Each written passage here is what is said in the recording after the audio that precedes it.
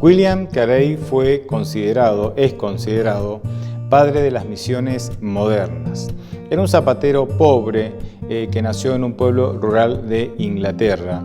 No tenía educación formal, sin embargo, de manera autodidacta terminó estudiando griego, latín y hebreo para poder traducir las escrituras a algunos lenguajes en donde no existía ninguna versión de la Biblia.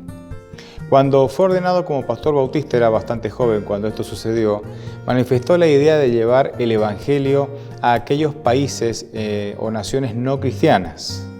Pero un ministro ya mayor, de edad avanzada, le dijo lo siguiente: «Joven, siéntate, eres un entusiasta, pero cuando Dios quiera convertir a los paganos, lo hará sin consultarnos ni a ti ni a mí».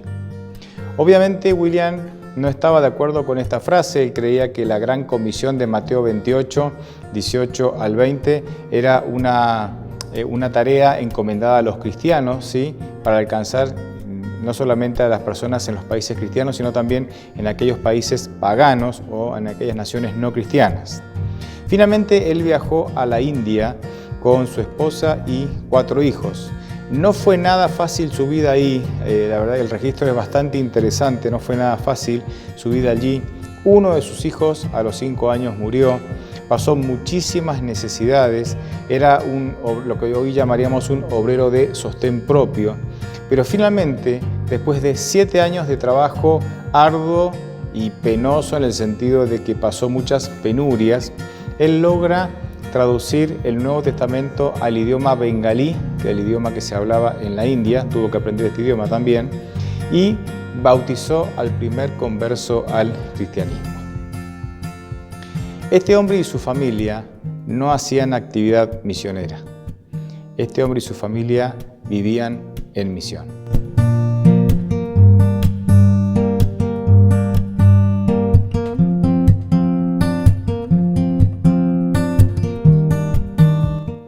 Los nombres de Dios de alguna manera muestran las funciones o características de Dios. Por ejemplo, Jesús.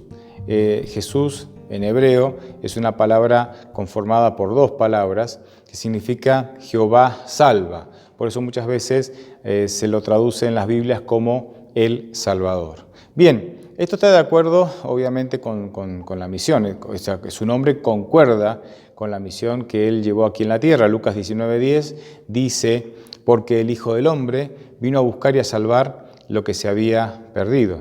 Justamente su nombre revelaba la misión que él iba a realizar aquí en la tierra. Lo que vemos nosotros en la Biblia es a Dios siempre queriendo salvar a toda la humanidad, teniendo la iniciativa para salvar a toda la humanidad. Sin embargo, Él no lo hizo de manera directa, por decirlo de alguna manera, sino que Él siempre se valió de misioneros para llevar el mensaje de salvación al mundo. Y déjenme darles algunos ejemplos, habría muchos más, pero solamente me voy a detener en algunos pocos. Dios obviamente siempre quiso salvar a los cananeos. Cuando hablamos de Canaán y de los cananeos, de los pueblos que habitaban Canaán, el primer recuerdo que viene a nuestra mente es la invasión de Israel a Canaán y la conquista de Israel a Canaán mediante la guerra, ¿verdad? Y algunos incluso hasta cuestionan cómo se conquista a través de la guerra y demás. Bueno, es un tema largo, no lo vamos a tratar ahora. Pero lo que olvidamos es que Dios quiso conquistar el corazón, vamos a decirlo así, la mente de los cananeos a través de una familia misionera. Ese matrimonio misionero no fue otro que Abraham y Sara. Dios les dio influencia y riqueza a Abraham y Sara para él poder moverse con libertad dentro de un territorio desconocido y sin ningún tipo de protección, a tal punto que él se podía codear con los grandes de ese territorio. En Génesis 12 muestra cómo él se codeaba de igual a igual con el faraón egipcio, y en Génesis 20 con otro rey, con el rey Abimelec, con el cual también se codeaba de igual a igual. Esta influencia, la riqueza y la influencia que le dio Dios a Abraham, sirvió para que él pueda moverse con libertad en el territorio e ir mostrando y enseñando el conocimiento del verdadero Dios, de este Dios Salvador. Obviamente ustedes saben que los cananeos rechazaron ¿sí? el conocimiento del Dios verdadero. Hay un versículo muy interesante sobre esto. Génesis 15, 16 dice: «Y tus descendientes volverán acá en la cuarta generación, porque hasta entonces no habrá llegado a su colmo la maldad del amorreo». Con esto quiere decir que la conquista posterior de Canaán no fue otra cosa que fruto del rechazo de los cananeos al conocimiento del Dios verdadero y el rechazo de la gracia de Dios. Bien, pero Dios también quiso conquistar a los egipcios, ¿sí? Cuando hablamos de Egipto, normalmente lo primero que viene a nuestra mente es las 10 plagas y la manera en que Egipto colapsó debido a la intervención de Dios para liberar a su pueblo. Pero olvidamos que antes de eso, Dios quiso conquistar Egipto. Y también manda un misionero, porque dijimos que Dios conquista a las personas para el Evangelio a través de misioneros. ¿Quién fue este misionero que fue llevado a Egipto para cumplir con la misión de presentarles el conocimiento del Dios verdadero y de un Dios que los quería salvar? Nada más y nada menos que José. José así, vendido por sus hermanos y pasando por todas las desgracias que pasó en Egipto, finalmente llegó al poder y de esa manera él pudo testificar que el Dios verdadero era el único Dios y que era un Dios con serias intenciones de salvar. Es interesante que Egipto tenía un panteón lleno de dioses, sin embargo fue el Dios de este joven esclavo el que salvó la vida, salvó del hambre, no solamente a Egipto, sino a todos los países vecinos. Ahí estaba José testificando de Jehová, el Dios verdadero. Bueno, pero también pasaron los años, Egipto rechazó el conocimiento del Dios verdadero. Éxodo 1:8 dice que se levantó sobre Egipto un nuevo rey, un nuevo faraón, que no conocía a José. Es decir, no conocía, es decir, rechazaba las enseñanzas y la fe de José. Dios también quiso salvar a los babilonios y lo quiso salvar a través de su rey, del rey Nabucodonosor. Este caso es muy interesante y me parece muy importante, quiero detenerme un poquito más aquí. Fíjense que Dios quiso alcanzar a Nabucodonosor y con Nabucodonosor a toda Babilonia y a toda la influencia que Babilonia ejercía al ser en su momento la nación que dominaba a todas las otras naciones. Dios quiso alcanzar a Nabucodonosor por lo menos de 4 maneras diferentes, ¿sí? Y vamos a verlo así rápidamente. En primer lugar, podría decir ahora, ¿no? Con un lenguaje más moderno, en primer lugar, Dios quiso alcanzar a Nabucodonosor con el régimen pro salud, un régimen alimenticio sano. Te dicen, ¿cómo es eso? Sí, claro, porque cuando Daniel y sus 4 amigos fueron llevados hasta la corte del rey, tenían que ser entrenados, ¿verdad? Educados, y parte de ese entrenamiento, de esa educación era que comieran de la mesa del rey. Obviamente ahí había alimentos objetables, y no solamente eso, sino que Daniel y sus 3 amigos querían mantenerse fieles y mantener su mente fresca y alerta para no caer en ninguna tentación, así que optaron por una alimentación sana, ¿sí? Lo que recién a modo de ilustración mencioné como régimen pro salud, ¿no? Un régimen sano. Es interesante que después de mantener 10 días esta alimentación, ¿sí? Comiendo legumbres, verduras frescas y agua, el rey notó una diferencia, y esto lo vemos en Daniel 1, versículos 19 al 20. El rey habló con ellos y no se hallaron entre ellos otros como Daniel, Ananías, Misael y Azarías. Así pues, permanecieron al servicio del rey. En todo asunto de sabiduría e inteligencia que el rey los consultó, los halló 10 veces mejores que todos los magos y astrólogos que había en todo su reino. Muy interesante. La primera manifestación del poder de Dios a Nabucodonosor fue a través de una alimentación sana, a través de diríamos hoy, un curso de cocina saludable, Pero aunque el rey quedó impresionado con estos jóvenes y con la alimentación que el Dios de estos jóvenes de alguna manera les sugería, eso no alcanzó para convertir la mente y el corazón de Nabucodonosor al Dios verdadero. Así que Dios hizo un segundo intento y ahora fue lo que hoy llamaríamos un seminario de profecías, ¿sí? En Daniel 2 nos encontramos con que Nabucodonosor sueña un sueño que le parece muy llamativo, tremendo, pero él después olvida el sueño. Así que manda a preguntar a los astrólogos que le digan el sueño y que su interpretación, los astrólogos obviamente no podían adivinar el sueño. Nabucodonosor manda a cortar la cabeza a todos hasta que Daniel se entera, pide un día para hacer ayuno y oración, qué importante que sea el ayuno y la oración. Y entonces Dios le revela a Daniel el sueño y la interpretación. Y una vez que lo hizo, Daniel glorifica a Dios, agradece a Dios y le cuenta al rey el sueño y su interpretación. Y fíjense cuál fue la reacción de Nabucodonosor ante esta revelación que Dios le dio a Daniel y que Daniel compartió con el rey. En Daniel 2:47, Nabucodonosor dice: el rey habló a Daniel y dijo: ciertamente el Dios vuestro es Dios de dioses, Señor de los reyes y el que revela los misterios, pues pudiste revelar este misterio. Interesante. Aquí Dios entonces ahora vuelve a impresionar la mente de Nabucodonosor diciéndole: yo soy el único Dios verdadero, a través de un seminario de profecías. Pero aunque Nabucodonosor quedó profundamente conmovido por esto, de alguna manera no fue suficiente para que se convirtiera. Así es que Dios ahora va a llamar su atención a través de un tercer método, que es un testimonio directo de la presencia de Dios cuidando a sus hijos. ¿Cómo lo vemos esto? Lo vemos en Daniel 3. Cuando Nabucodonosor construye la estatua de 30 metros, toda de oro, y dice que todos en su reino tienen que postrarse ante la estatua cuando suenen los instrumentos, hay 3 jóvenes, ¿sí? Los 3 hebreos, amigos de Daniel, que deciden no postrarse, porque obviamente ellos seguían siendo fieles a Dios, al único Dios verdadero, y no se iban a postrar ante una imagen, quebrantando así el segundo mandamiento. Entonces Nabucodonosor manda a calentar 7 veces el horno, ustedes saben la historia, no me voy a detener en eso, y Dios, y estos jóvenes son arrojados al horno.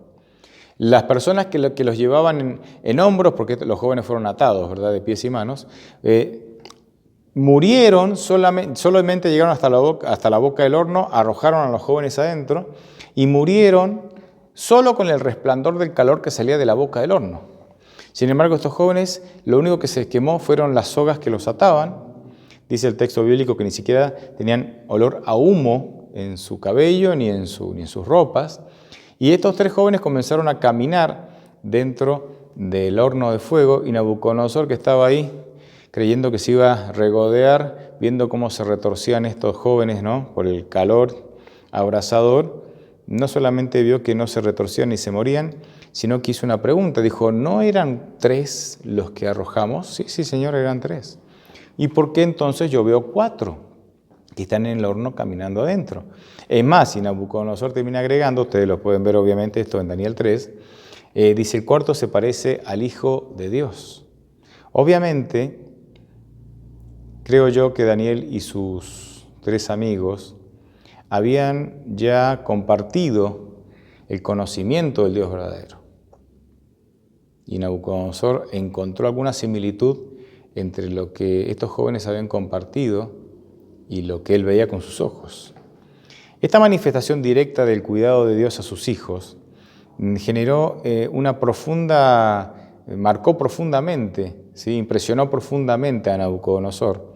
Y en Daniel 3, 28 y 29, Nabucodonosor va a declarar lo siguiente: entonces Nabucodonosor dijo: bendito sea el Dios de ellos, de Sadrac, de Mesac y de Abed-nego, que envió a su ángel y libró a sus siervos que confiaron en él, y que no cumplieron el edicto del rey y entregaron sus cuerpos antes que servir y adorar a otro Dios que su Dios. Por lo tanto, decreto que todo pueblo, nación o lengua que dijere blasfemia contra el Dios de Sadrac, Mesac y Abed-nego sea descuartizado y su casa convertida en muladar, es decir, en corral de mulas, por cuanto no hay Dios que pueda librar como éste. Pero aunque esto impresionó profundamente a Nabucodonosor, no fue suficiente para que él se convirtiera al único y Dios verdadero. Así es que llegaría un cuarto método, una cuarta estrategia de Dios para poder alcanzar a Nabucodonosor. Y lo vamos a encontrar en Daniel capítulo 4. En los primeros versículos del capítulo 4 vemos cómo Nabucodonosor vuelve a tener un sueño, pero esta vez sí lo recuerda. Y él sueña que hay un árbol muy grande, muy extenso, ahí duermen y se amparan todos los animales y las bestias de la tierra. Pero un día ese árbol es cortado, el tronco del árbol es atado con una cadena, ¿sí? Por 7 tiempos, es decir, por 7 años. Y él entonces pide que Daniel se lo interprete. Daniel ya lo había hecho en ocasiones anteriores y lo había hecho muy bien. Y Daniel queda espantado cuando escucha el sueño y dice: Señor, ojalá esto sea para tus enemigos, pero no sea para ti. ¿Pero por qué? Dice Nabucodonosor. A ver, no me asustes, ¿qué significa esto? Y Daniel básicamente le explica, ustedes pueden leer esto en los primeros 28 versículos del capítulo 4. Daniel le dice que si Nabucodonosor no se humilla, es más, si se enaltece por encima de Dios, él se cumplirá lo que este sueño dice en él. Y él pasará 7 años, ¿sí?, encadenado, de alguna manera encadenado, para que aprenda que realmente el Dios verdadero es el único Dios que existe y el único al cual hay que adorar. Bien, Nabucodonosor creo que entendió el mensaje, pero vieron, cuando a veces nos dan alguna reprensión, algún consejo, con el tiempo se va diluyendo la impresión que eso causa en nuestra mente. Dice el versículo 29 al 31 del capítulo 4 lo siguiente en cuanto a esta experiencia. Al cabo de 12 meses, es decir, habían pasado 12 meses desde que recibió el sueño, paseando por el palacio real de Babilonia, habló el rey Nabucodonosor y dijo: ¿no es esta la gran Babilonia que yo edifiqué para la casa real con la fuerza de mi poder y para gloria de mi majestad? Aún estaba la palabra en la boca del rey cuando vino una voz del cielo: a ti se te dice, rey Nabucodonosor, el reino te ha sido quitado. Y se cumple el sueño que él había tenido hacía 12 meses en él. Ustedes conocen la historia, si no la pueden leer en Daniel 4, él comienza a comportarse como un buey y comienza a pastar, comer pasto y a juntarse con otros animales, y es tratado así durante 7 años. 7 años. Después de 7 años, él vuelve a recobrar la cordura, y es interesante la reacción que tiene Nabucodonosor cuando él vuelve a recobrar la cordura después de estos 7 años. Esto está registrado en Daniel 4, del 34 al 37. Y fíjense lo que el mismo rey Nabucodonosor dice. Al fin del tiempo, yo, Nabucodonosor, alcé los ojos al cielo y mi razón fue devuelta. Bendije al Altísimo y alabé y glorifiqué al que vive para siempre. Su dominio es sempiterno, su reino por todas las edades. Considerados como nada son los habitantes de la tierra. Él hace según su voluntad en el ejército del cielo y en los habitantes de la tierra. No hay quien detenga su mano y le diga: ¿qué haces? En el mismo tiempo mi razón me fue devuelta. La majestad de mi reino, mi dignidad y mi grandeza volvieron a mí, y mis gobernadores y mis consejeros me buscaron. Fui restablecido en mi reino y mayor grandeza me fue añadida. Ahora yo, Nabucodonosor, alabo y engrandezco y glorifico al Rey del cielo, porque todas sus obras son verdaderas y sus caminos justos, y él puede humillar a los que andan en soberbia. Interesantísimo. Pero por lo revelado, por lo que nosotros tenemos revelado, podemos creer que Nabucodonosor se termina convirtiendo al Dios verdadero. Así que va a ser muy interesante verlo en el reino de los cielos.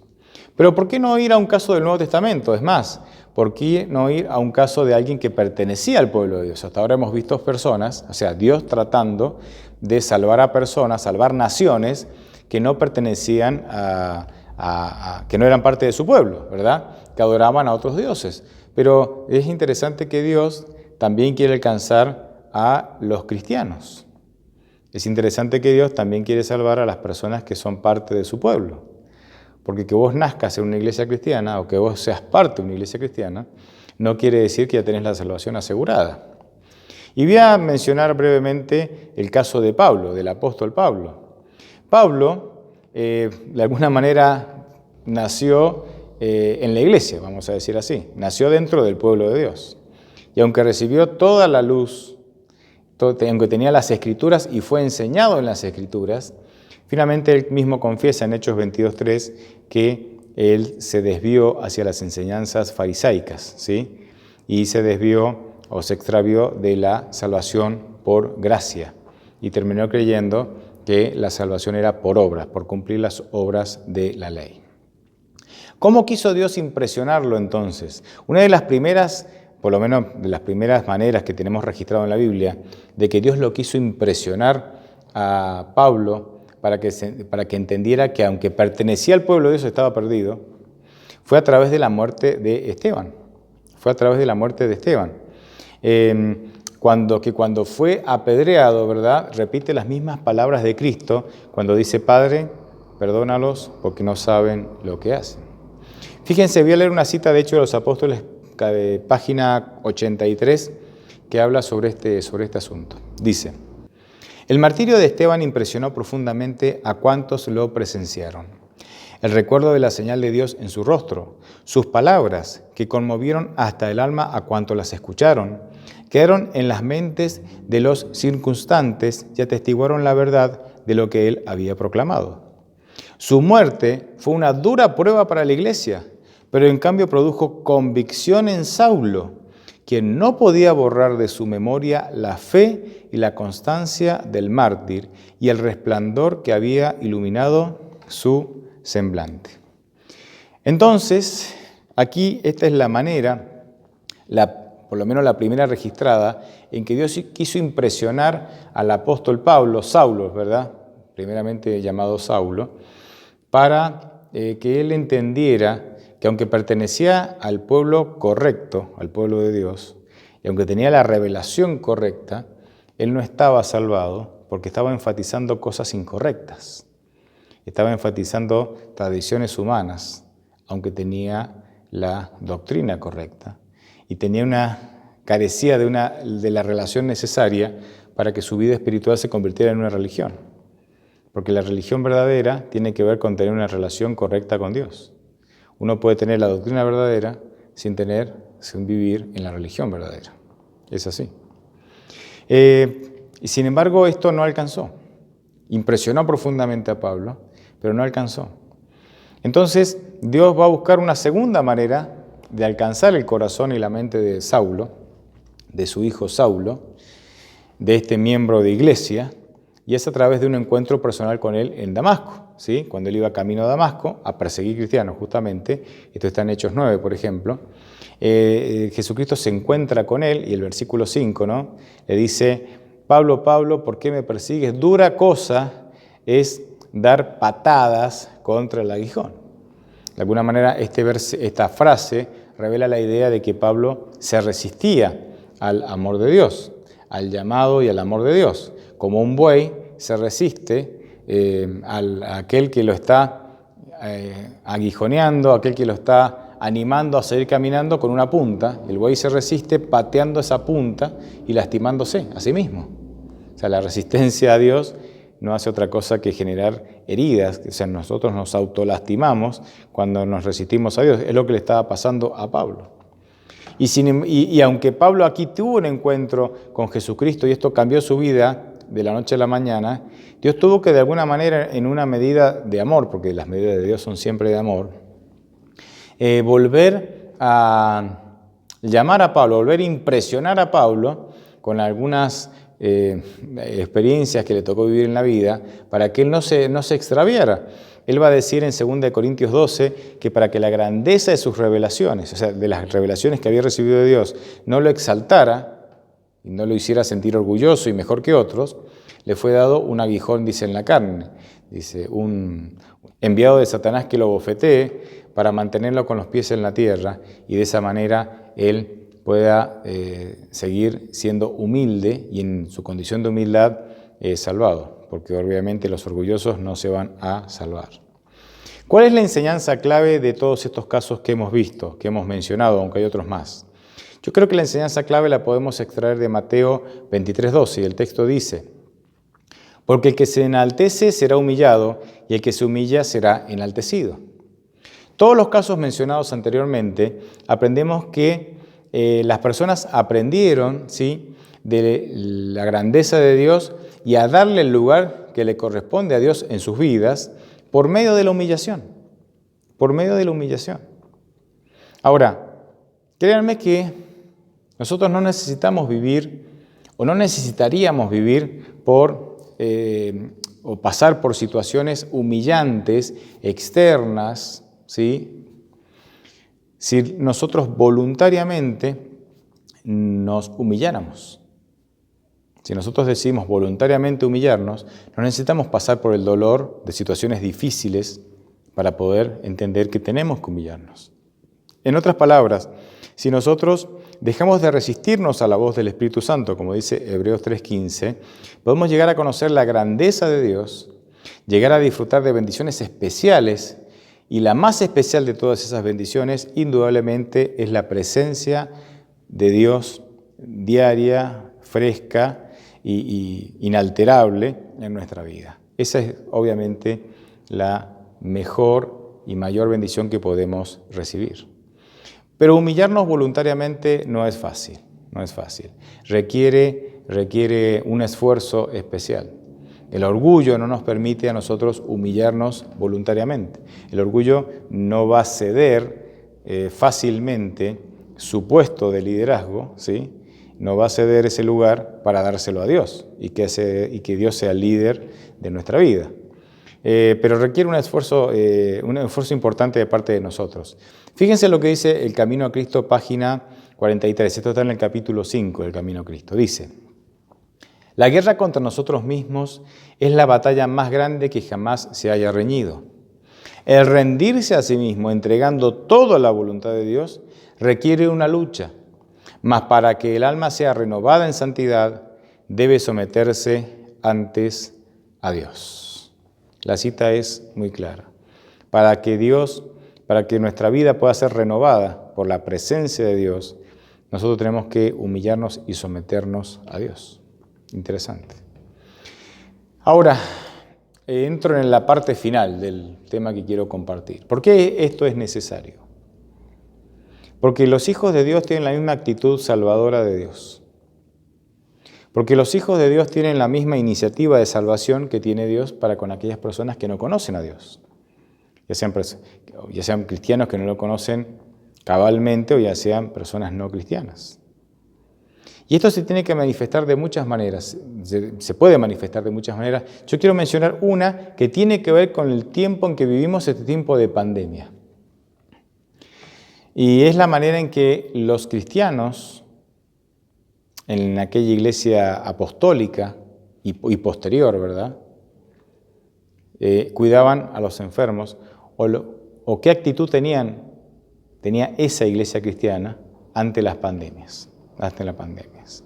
Arrancamos diciendo que los cristianos de aquella época, estoy hablando desde la muerte de Cristo hasta el siglo IV más o menos, ¿sí?, hasta el siglo IV después de Cristo, tenían una relación muy interesante con los enfermos.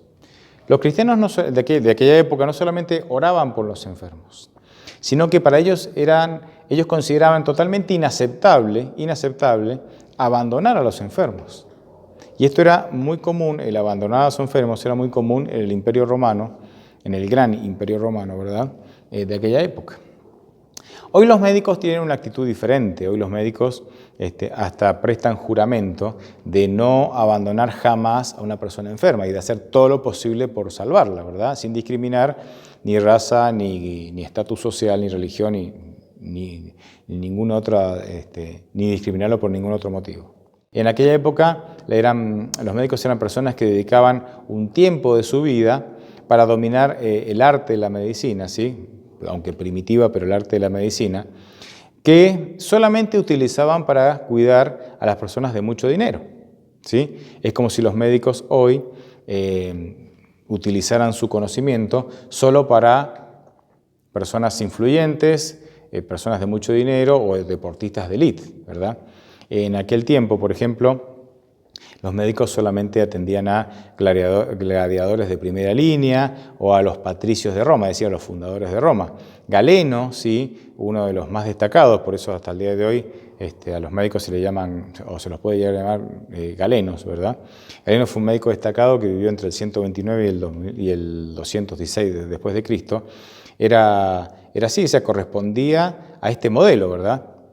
Y justamente porque como ellos tenían cierto conocimiento de medicina, cuando se desataba una epidemia en una ciudad, los médicos huían inmediatamente, porque ellos reconocían los síntomas, ¿verdad? Ellos habían estudiado y reconocían los síntomas, huían inmediatamente al campo y así poder preservar la vida hasta que la epidemia pasaba. Así que cuando en el pueblo o en la ciudad las personas veían que ante algún brote de alguna enfermedad los médicos huían, era porque eso era evidencia de que se venía una gran epidemia. Esa era la voz de alarma, ¿verdad? Gracias a Dios, hoy los médicos tienen otra actitud, y bien por ello. Sin embargo, los cristianos marcaron una diferencia en aquel tiempo, porque, por ejemplo, en el año 165 después de Cristo, durante el reinado del emperador Marco Aurelio, se produjo una terrible epidemia.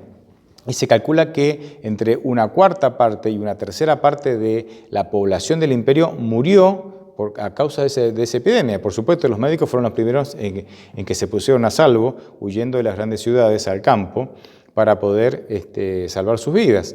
¿Qué hacían las familias del imperio, las familias del imperio romano? ¿Qué hacían? Bien, cuando algún miembro de su familia se enfermaba, lo arrojaban a la cuneta o a la calle, o lo tiraban por ahí, aún estando con vida, para ellos no contagiarse y poder salvar su propia vida, ¿sí?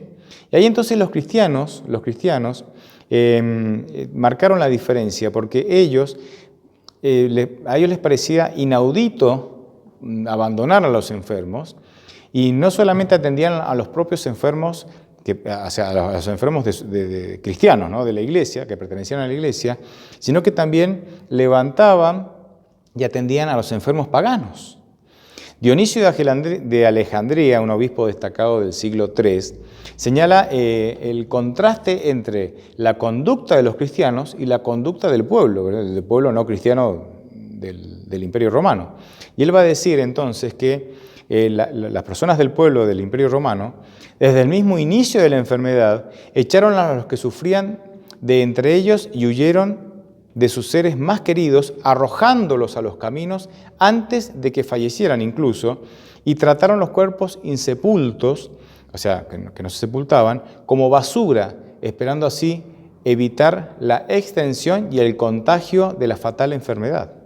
Pero los cristianos recogían a los enfermos, incluso a los que no eran cristianos, y cuidaban de ellos. Muy interesante. Esto hacían los cristianos en épocas de pandemia. Es más, déjenme darles un dato más, un dato histórico más que me parece no podemos dejar de mencionar. En el siglo IV, cuando el emperador Juliano se convirtió en el señor del Imperio Romano, o sea, en el emperador del Imperio Romano, intentó restaurar el paganismo, porque ya el cristianismo había dominado en buena medida el imperio.